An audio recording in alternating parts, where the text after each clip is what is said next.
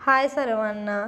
तर चला आज मी बनवणार आहे खोबऱ्याची बर्फी. तर खोबऱ्याची बर्फी बनवण्यासाठी मी घेतलेलं आहे तर खोबरं आणि किसणी घेतलेली आहे. किसण्यासाठी इथे बघा श्रीषाचं असंच चालू असतं मध्ये मध्ये. मी काय करायला घेतलं ना, हिचं पण मध्येच चालू असतं. तर चला ठीक आहे.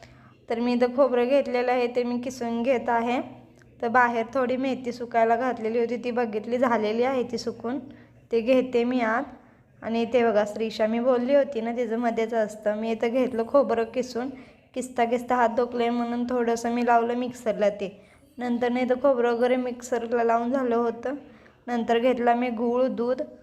कढईमध्ये थोडंसं 1 चमचा मी टाकलं तूप. नंतर टाकलं त्याच्यात गूळ.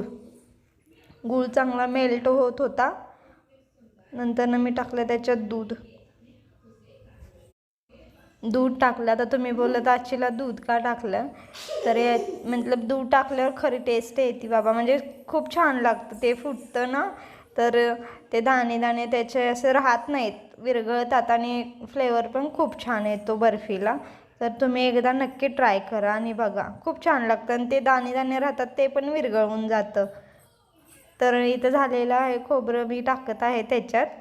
म्हणजे दूध चांगलं शिजलेलं आहे, दूध आणि गूळ.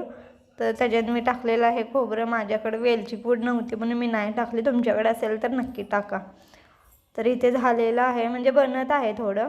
मी सारखं सारखं हलवते मध्ये मध्ये, नाही तर खाली लागेल ना म्हणून. तर मी एका प्लेटमध्ये तूप लावून घेत आहे. ते तूप लावून घेत आहे कारण ते मिश्रण मला त्याच्यात सुकायला टाकायचं आहे ना बर्फी पाडण्यासाठी.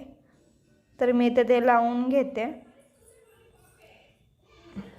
आणि ते सगळं मिश्रण त्याच्यात टाकून थोडंसं हवेला ठेवते फॅन खाली. तर कसं वाटलं मला कमेंट करून नक्की सांगा, शेअर करा, लाईक करा. तर भेटूया नेक्स्ट ब्लॉगमध्ये. बाय.